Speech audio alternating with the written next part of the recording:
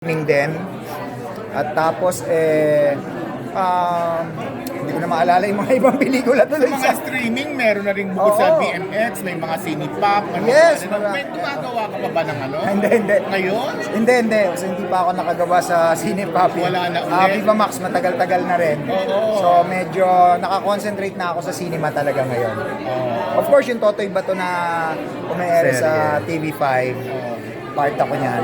Pero Mon, ilan ba talagang target mong pelikula sa isang taon?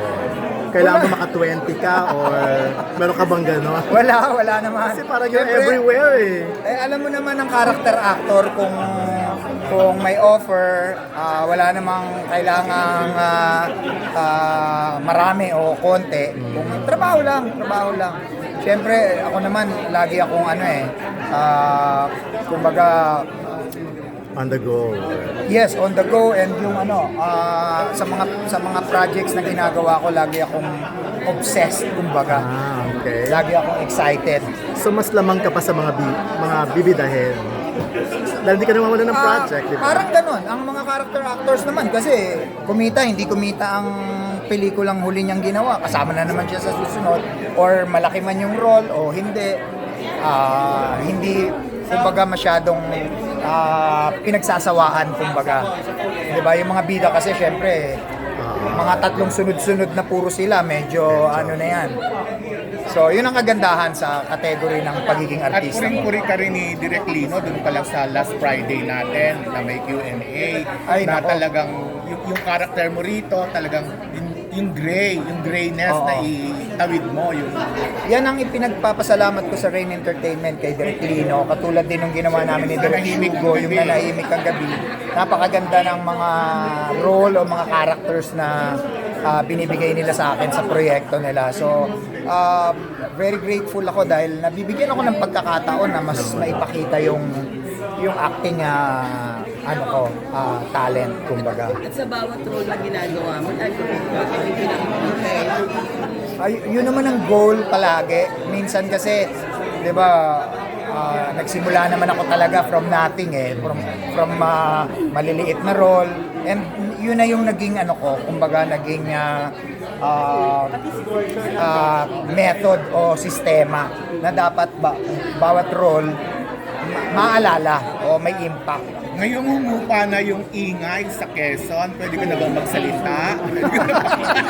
Wala naman ako sasabihin. Salvage lang daw to, sabi Ano ba nila. sasabihin ko sa Quezon? Ha? At least talagang ang mga pelikula mo, mga high profile, di ba? After Quezon, ito, may... Yes. Yun naman, medyo sineswerte. Dahil yun nga, after Quezon, ito namang salvage land na mga quality talaga. Okay, picture muna daw. Sila, Ay, thank you sa inyo. Thank you. So may pakiramdam ka ba na masama kang tao minsan? Alam mo, dahil di ba yung style ko, method acting. Ayan, may pakiramdam. Nadadala ko talaga sa bahay. Minsan napapahampas ako sa mesa. Lalo na pagka during the shooting pa, may pagka ganun na ang hirap nung tinatawag na D-roll, yung kakalas ka na doon sa karakter na nadadala talaga Direk Shugs! pakita niyo yung poster.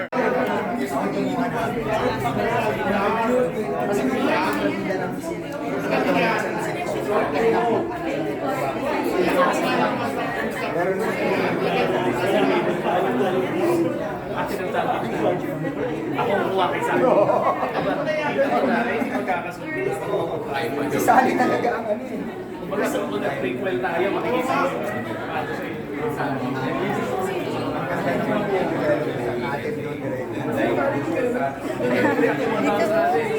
Kasi ikaw dito sa ano ko, ikaw nasa wait.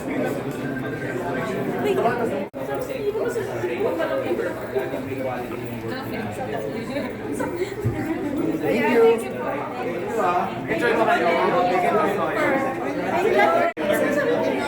Baka ayaw nyo lang sabihin kay Maricel, pero bakit? Ako si Teniente for the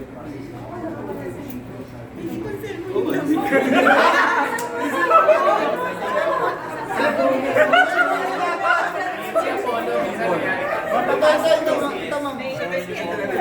Thank